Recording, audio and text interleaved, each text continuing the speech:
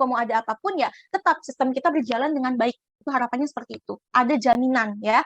Kemudian untuk meningkatkan pengaruh yang diinginkan serta mencegah atau mengurangi pengaruh yang tidak kita inginkan. Jadi kita sudah siap-siap di sini, udah jaga-jaga. Kalau nanti next time ada risiko ini muncul, kita tahu cara mengatasinya sehingga kita berusaha untuk mengurangi dampak atau pengaruh yang tidak kita inginkan gitu ya, seperti itu.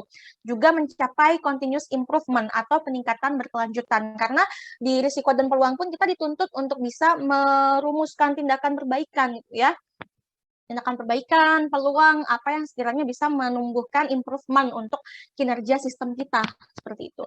Kemudian tindakan-tindakan yang kita butuhkan itu pasti ya, kita harus pastikan itu relevan dengan risikonya apa gitu ya. Kemudian pastikan juga dalam merumuskan tindakan pun harus yang relevan dengan sistem manajemen keamanan pangan ya.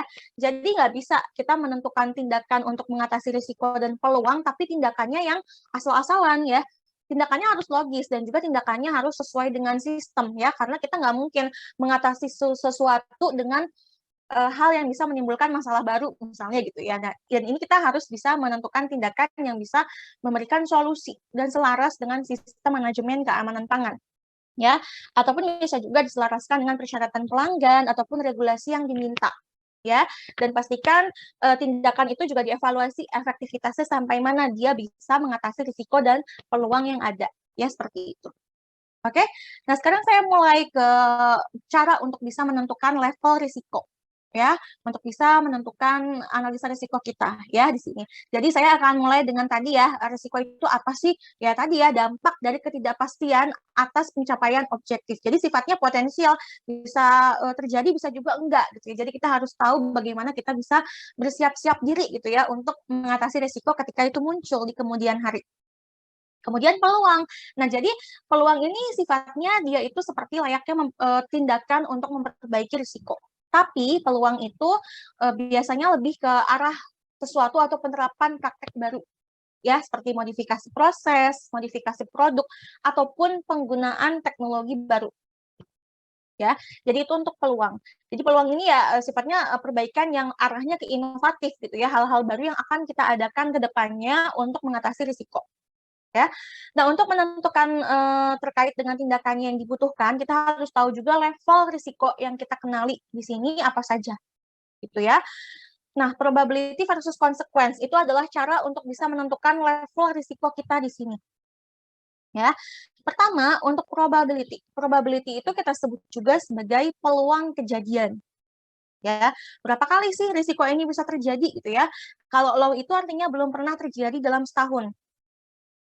Medium, terjadi 1-3 kali dalam setahun. High, terjadi lebih dari 3 kali dalam setahun. Artinya kita harus hitung, dalam waktu setahun itu peluangnya bisa berapa kali ini muncul, atau kita lihat dari record pemantauan yang kita punya, berapa kali dia bisa muncul si peluang ini. Itu menjadi probability atau peluang kejadian.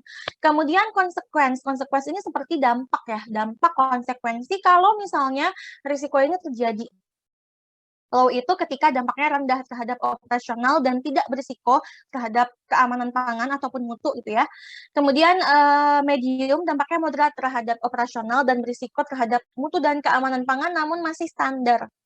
Dan kalau high itu sudah fatal, dampaknya signifikan terhadap operasional dan berisiko tinggi terhadap mutu dan keamanan pangan. Misalnya mungkin kalau itu kayak misalnya ya secara administratifnya mungkin agak terganggu ya, kayak misalnya implementasi dia oke berjalan, tapi administrasinya secara dokumentasi mungkin ada kayak dokumen-dokumen yang lupa diisi atau lupa ditandatangani misalnya, tapi implementasinya jalan, itu mungkin konsekuensinya masih rendah gitu ya, nggak terganggu sistemnya ya, untuk implementasi nggak terganggu, tapi untuk bukti-bukti dan dokumentasi mungkin ada yang terlewat misalnya.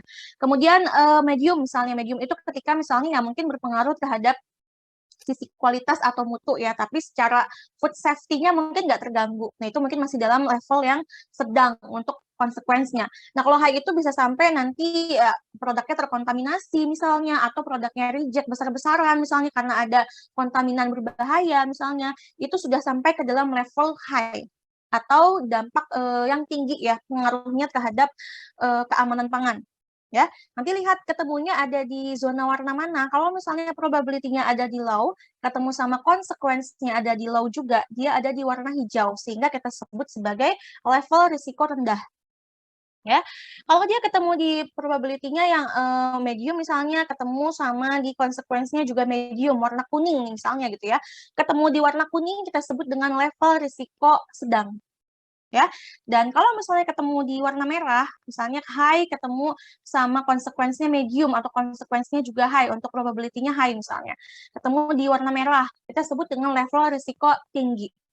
Nah, itu menentukan bagaimana tindakan perbaikan yang perlu kita lakukan sesuai dengan level risikonya masing-masing.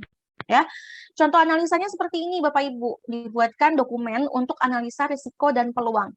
Nah, pertama pastikan kita harus mengambil atau mengenali risiko ya. Dari mana sih kita bisa menentukan risiko? Itu bisa dari banyak hal ya. Kita bisa menentukan risiko itu pertama bisa dari aktivitas